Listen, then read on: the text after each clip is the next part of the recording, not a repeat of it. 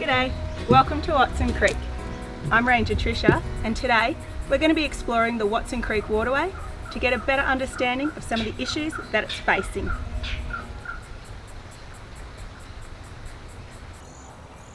Watson's Creek first forms as a waterway in Frankston South, which is the gateway to the Mornington Peninsula in Victoria. It meanders its way slowly through the small towns of Pearsdale, Baxter and Somerville before eventually emptying itself out into Western Port Bay at the Warringah Marine National Park. Creek formation occurs when the runoff water from rainfall continually takes the same pathway to the lowest lying landforms, like what we see here. Starting as a multitude of small, shallow drainage lines, they all start coming together as the water pushes its way towards the lower lying land. As they all converge, the channel gets wider and deeper, becoming creeks, streams and rivers. And the area that captures all that water from the runoff and funnels it into the same network of channels is called the catchment area. Flowing through these tree-like networks of channels, creeks eventually all drain out into the oceans and bays around our coastline. So let's go take a closer look. Where Watson Creek meets Western Port Bay, we can get a brief snapshot of what this beautiful area looks like in its original state. Largely untouched by the urban development that we see building up all around us, this site still hosts the unique natural plant and animal life that has evolved over millions of years to survive the harsh environment of its salty situation. While this section of Watson Creek isn't very useful for the housing, farming and industry, doesn't actually mean that it's completely useless.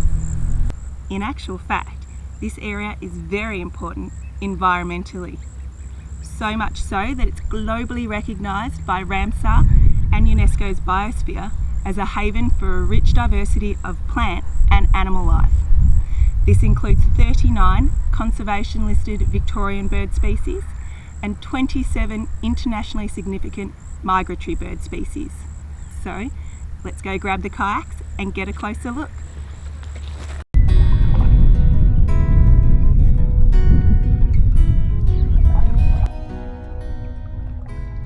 Many different plant communities share the banks of Watson Creek, from the low-growing shrubby plants of the salt marsh to the semi-aquatic mangroves and the tall open woodlands.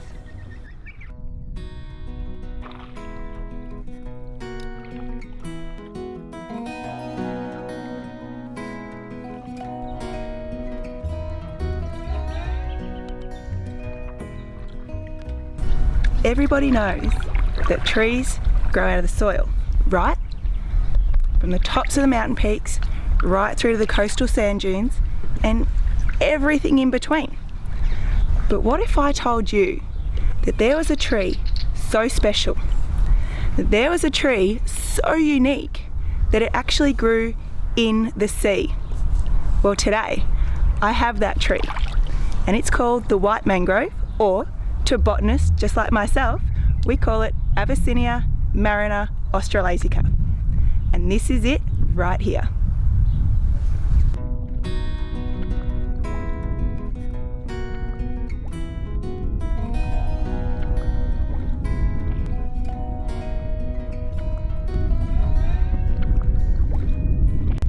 Check this out.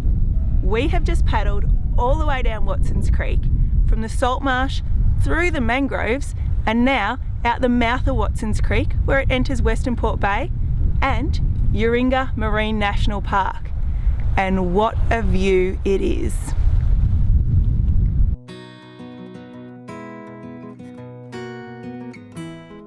Western Port Biosphere representative Lance Lloyd has joined us here today in the mid-reaches of the catchment to explain a little bit about how Watson Creek got the label of one of the most degraded waterways in all of Victoria.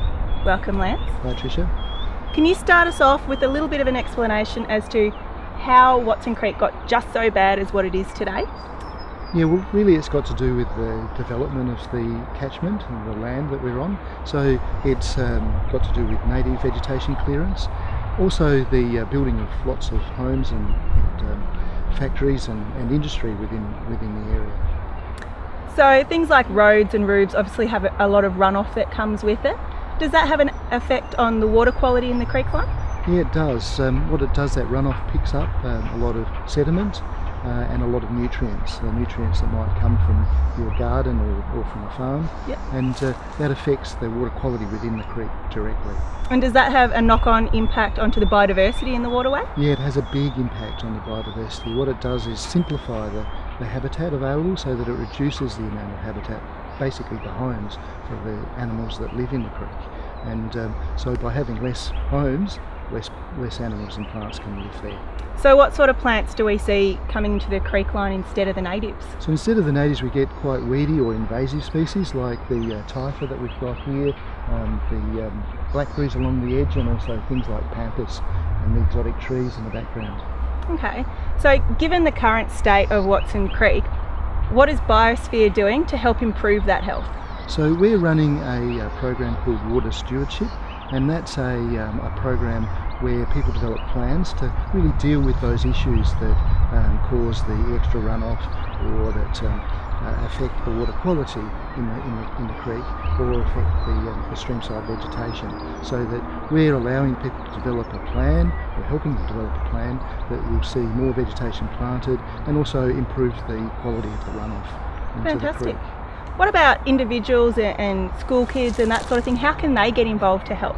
Yeah, well, they can actually school kids can develop a plan on their school property, or just around your home you could make sure that there's not much litter, but you can also get involved in growing trees and planting them along the creek here.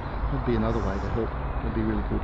Awesome, so there's lots of things that we can do to start restoring the creek line. Let's go have a look at another site where they've started one of these restoration projects.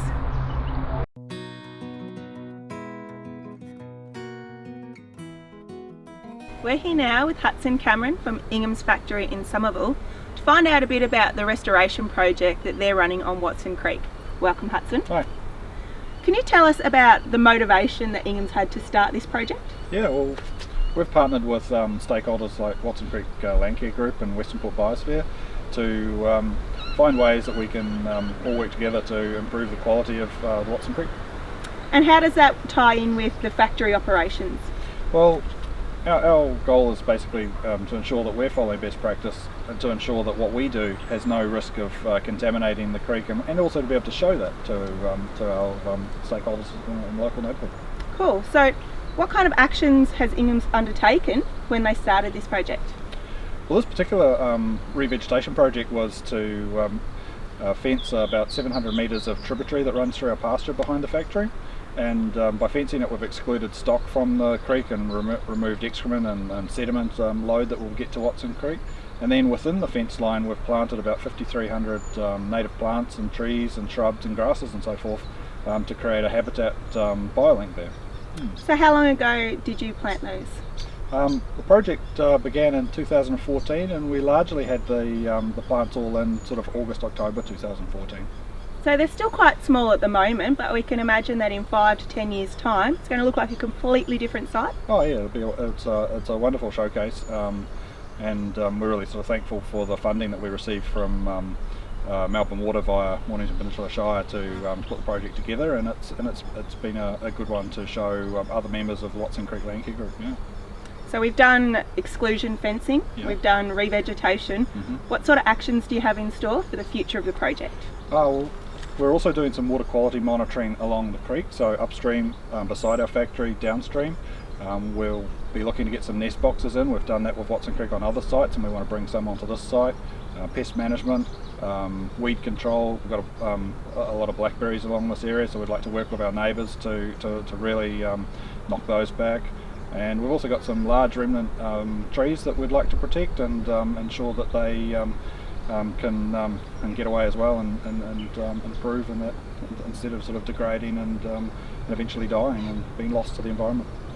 Well, the project's looking fantastic so far, so congratulations on that and good luck for the future of the project. Awesome, thank you very much. We've watched as Watson Creek gathers as stormwater runoff and drains down through the urban and industrial landscapes. We've kayaked out through the mangroves, all the way out to Yoringa Marine National Park, and we've seen the beauty of the natural remnant Watson Creek system. Every action that we as humans take impacts on the health of this waterway even further. So the question that we should ask ourselves is, are my actions impacting for the better or for the worse? It's our choice.